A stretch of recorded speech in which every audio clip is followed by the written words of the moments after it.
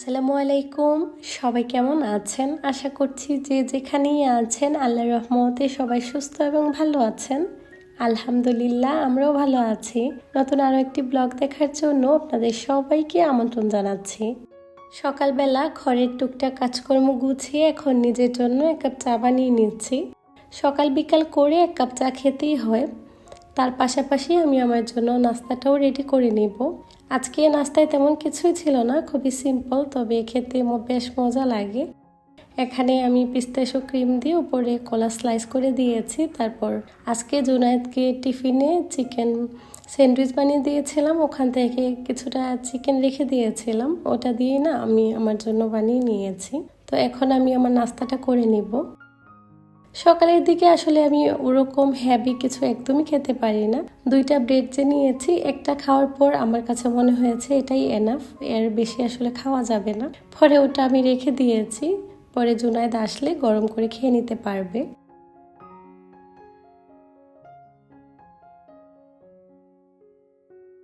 সকালের নাস্তা খাওয়া শেষ করে মেয়েকে একটু করে খাবার খাইয়ে ওকে টিভি দেখতে বসিয়েছি। ও এখানে বসে বসে কিছু সময় টিভি দেখবে, এই ফাঁকে আমি ঘরের টুকটাক কাজকর্ম কিছুটা গুছিয়ে নিতে পারবো। তবে বেশি সময় বসে এখানে টিভি দেখবে না, দেখা যায় একটু পরই আমার কাছে চলে আসে। বাসায় যেহেতু তেমন কেউ থাকে না, ও খেলতেও পারে না, যার কারণে ওকে একটু টিভি দিয়ে শান্ত করে এই ফাঁকে আমি ঘরের টুকটাক কাজকর্মগুলো গুছিয়ে থাকি। যাদের বাসায় ছোট বাচ্চারা আছে শুধুমাত্র সে মায়েরাই বলতে পারবে কতটা দৌড়ের উপরে সংসারের কাজকর্মগুলো গুছিয়ে নিতে হয়। নির্দিষ্ট একটা সময়ের মধ্যে কাজগুলো না করলেও দেখা যায় অনেকটা পরিমাণে কাজ জমে যায়। সেই সাথে বাচ্চাদেরকে নিয়ে কাজ করা তো অনেক কঠিন। তবে যাদের বাচ্চারা মাশাআল্লাহ বড় হয়ে গিয়েছে তাদের জন্য তো কাজ করাটা অনেকটা সহজ হয়ে যায়। তবে আবার মাঝে মধ্যে ভাবি যে হয়তোবা একটা সময়ের পর আমাদেরও কিন্তু সেই সময়গুলো আর আগের মতো থাকবে না। ইনশাল্লাহ সময়ের সাথে সাথে হয়তোবা অনেকটাই পরিবর্তন হয়ে যাবে। তো যাই হোক, এর মধ্যে কিছু টুকটাক কাজ ছিল, ওই কাজগুলো গুছিয়ে এখন চলে এসেছি আপনাদের সঙ্গে কিছু কেনাকাটা শেয়ার করতে। গতকাল জুনায়েদের বাবা বেশ কিছু বাজার করে নিয়ে এসেছিল, বাকিগুলো তো গুছিয়ে রেখে দিয়েছি। ফলগুলো এভাবে ঝুড়িতে রেখে দিয়েছিলাম, ভাবলাম এখন এগুলোকে গুছিয়ে রাখি। তো ফলগুলোকে গুছিয়ে রেখে এখানে আমি টুকটাক কিছু কেনাকাটা করেছিলাম, ওগুলোই আপনাদের সঙ্গে শেয়ার করছি।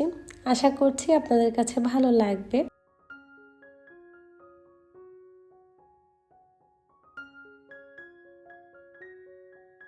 যখনই এই ধরনের কেনাকাটা করি অনেক আপুরা বেশ পছন্দ করেন, সেই সাথে অনেক কিছুই জানতে চান। আমি কিন্তু কখনো একই জায়গা থেকে বা একই মার্কেট থেকে কেনাকাটাগুলো করি না, বিভিন্ন মার্কেটে যাওয়া হয়, তো যখন যেটা ভালো লাগে ওটাই নেওয়া হয়। আজকে যে কেনাকাটাগুলো আমি করেছি এগুলো কিন্তু সবগুলোই আমার সালামির টাকা দিয়ে করেছি। হাজব্যান্ড যে সালামির জন্য টাকাগুলো দিয়েছিল ওইগুলোই রেখে দিয়েছিলাম। তো যখন বের হই ভালো লাগে, যেটা পছন্দ হয় নেওয়া হয়।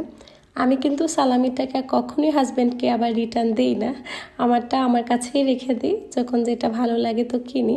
আর এমন অনেক কিছুই থাকে যেগুলো সে আমাকে কিনে দেয়। তবে যতদিন আমার হাতে সালামির টাকা থাকে ততদিন তো পুরোটাই আমার দায়িত্বে থাকে, আর তখন আমি আমার পছন্দ মতো কিনে নিই আর কি। তবে প্রতি বছরই দেখা যায় আমি এ ধরনের কাজগুলি করে থাকি। এই তো ছোটোখাটো ঘরের জন্য কেনাকাটা। আমরা যারা ঘর সাজাতে গোছাতে পছন্দ করি তাদের কাছে কিন্তু এই জিনিসগুলো অনেক বেশি ভালো লাগে, আর না কিনি দেখতেও কিন্তু ভালো লাগে। আমারও না অনেক আপুরা যখন কেনাকাটা করে সেগুলো দেখতে যে আমার খুব ভালো লাগে, আর অনেকটা আগ্রহ নিয়ে না সেই ভিডিওগুলো তখন দেখি, অনেকটা ভালো লাগা কাজ করে। দেখলেও না একটা অন্যরকম শান্তি লাগে। আর এখন যে পার্সেলটা খুলছি এটা যে আমার কি পছন্দের একটা পার্সেল, কি বলবো। এখানে যতগুলো সিরামিক আইটেম সবগুলো যে আমার কি পরিমাণ পছন্দের, এত এত ভালো লাগা থেকে যে আমি এগুলো পছন্দ করেছি। আমার এক দেখাতে না অনেক বেশি ভালো লেগেছিল, যার কারণে আমি নিয়েছি। দামটা যে খুব একটা বেশি ছিল তাও না, এটার দাম মনে হয়েছিল 250 টাকার মতো। এই সিরামিকের জারটা দেখতে অনেক সুন্দর, তবে খুব একটা বড় সাইজের ছিল না, এরকম ছোট সাইজের ছিল। তবে এর থেকে আরো বেশি বড় সাইজের ছিল, ওটা আমার কাছে আসলে ভালো লাগেনি। ছোটগুলা দেখতে অনেক বেশি কিউট হয়, তো যার কারণে আসলে এটা নিয়েছি। তো এটাতে কি রাখবো আপাতত জানি না, তবে এখন রাখি, পরে ভেবে দেখবো যে কি রাখা যায়। এমনিতেও কিচেনে কোনো খালি কাচের জার থাকলে তো ফাঁকা থাকে না, কোনো না কোনো জিনিস তো আর রাখাই হয়, তো কিছু একটা রেখে দিব হয়তোবা। সময়ের সাথে সাথে এখন দেখা যায় জিনিসপত্রেরও না অনেকটা পরিবর্তন এসেছে। এত সুন্দর সুন্দর জিনিস থাকে, মার্কেটে গেলে তো আসলে চোখ ফেরাতে ইচ্ছে হয় না। এই ধরনের তারকেশ বাটিগুলো যে কি পরিমাণ সুন্দর, সার্ভিং ডিশ, প্লেট সব ধরনের কিন্তু এই ডিজাইনের মধ্যে অ্যাভেলেবেল পাওয়া যায়। আমার কাছে খুবই ভালো লাগে, তো আমি একটা শখ করে নিয়ে এসেছি। দেখতে অনেক বেশি কালারফুল, আরও অনেক অনেক ডিজাইনের ছিল, তো আমি এটাই এনেছি। এটার দাম ছিল 300 টাকা। অনেক আপুরাই অনেক সময় দাম জানতে চান, যার কারণে আসলে বলা। আর ছোট যে সাদা বাটিটা ছিল ওটার দাম ছিল 150 টাকা। তারপর এখানে একটা বোলের মতো নিয়েছি, এটা কিছুটা প্লেটের মতো, তবে দেখতে অনেক বেশি সুন্দর। এগুলোতে বিভিন্ন জিনিস রাখার পর দেখতেও ভালো লাগে। আর কিচেন রুমে আমার প্রায় সময় এ ধরনের বোল টাইপের যে প্লেটগুলো থাকে ওগুলো আমার বেশ ইউজ হয়, তো আমি সবসময় এগুলো ব্যবহার করে থাকি, আমার কাছে বেশ ভালো লাগে। তো এটা দেখার পর না আমার অনেক বেশি ভালো লেগেছে। সাইড দিয়ে খুব সুন্দর করে ডিজাইন করা আছে। এটার দাম নিয়েছে 350 টাকা।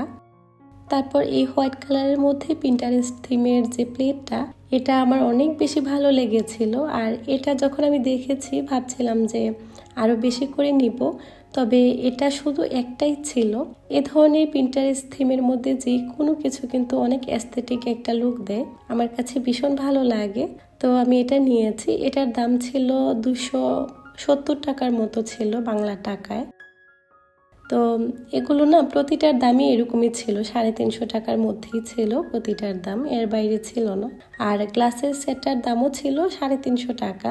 আর এগুলো যে কোনো মার্কেটে সেম প্রাইসেই পাওয়া যায়।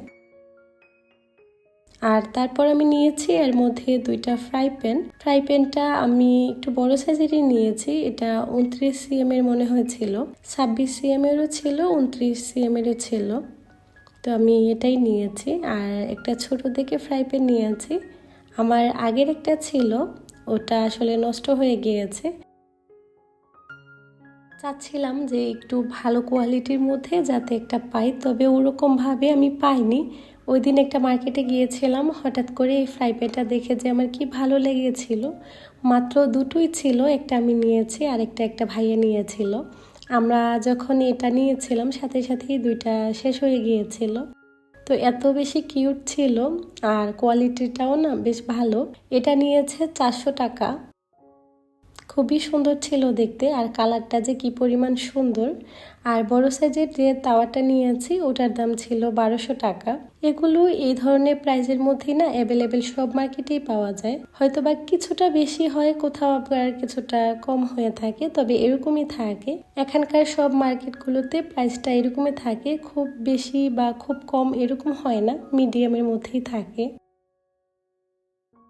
তারপর আমি দুপুরে রান্নাবান্না যে করেছিলাম ওগুলি এখন আপনাদেরকে দেখাচ্ছি। আজকে রান্না করেছি গাজর পোলাও, সেই সাথে গরুর মাংস রান্না করেছি আলু দিয়ে। একটু বেশি করেই রান্না করে নিয়েছি, ফ্রিজে আর রাখা হয়নি। এপাশে আবার একটু করে পোলাও রান্না করে নিয়েছিলাম। আজকে গাজর পোলাও রান্না করেছি, ফ্রিজে 2টা গাজর পড়েছিল, ভাবলাম এগুলো দিয়ে গাজর পোলাও রান্না করে নিই। বাচ্চারাও না বেশ পছন্দ করে। আজকে যেহেতু মাংস রান্না করেছি, ভাবলাম যে একটু পোলাও রান্না করে নিই, তাহলে কমপ্লিট হয়ে যাবে। সাথে আমি কিছু ডিমও ভেজে নিয়েছি, তবে ফ্রিজে মুরগির মাংস ছিল, ইচ্ছে হলে হয়তো বা একটু রোস্টও রান্না করে নিতে পারতাম, তবে আর ভালো লাগেনি, যার কারণে রান্না করা হয়নি।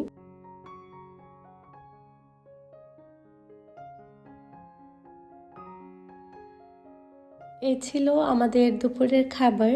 ঘরের টুকটাক কাজকর্ম শেষ করে ফ্রেশ হয়ে জোহরের নামাজটা আদায় করে চলে এসেছি দুপুরে খাবার খাওয়ার জন্য।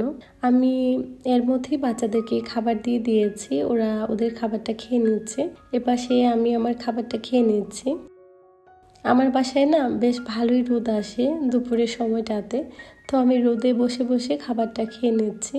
তবে খাবারগুলো না বেশ মজা হয়েছিল। অনেক দিন পর আজকে বাসায় গাজর পোলাও রান্না করেছি। নর্মালি অনেক সময় মটর দিয়েও রান্না করি, আবার অনেক সময় এরকম করে গাজর কুচি করে দিয়েও রান্না করি। খেতে কিন্তু বেশ মজা হয়। খাবার দাবার শেষ করে বিকেল করে বাচ্চারা বেশ কিছু সময় ঘুমিয়েছিল, তারপর ওদেরকে নিয়ে একটু করে বাহিরে বের হয়েছি।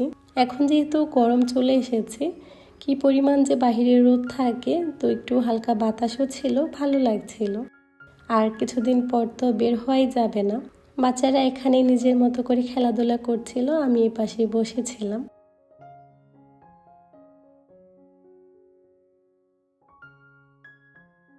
আমার সারাদিনের ব্যস্ততাই থাকে বেশিরভাগ সময় আমার ছোট্ট এই সংসারটাকে নিয়ে।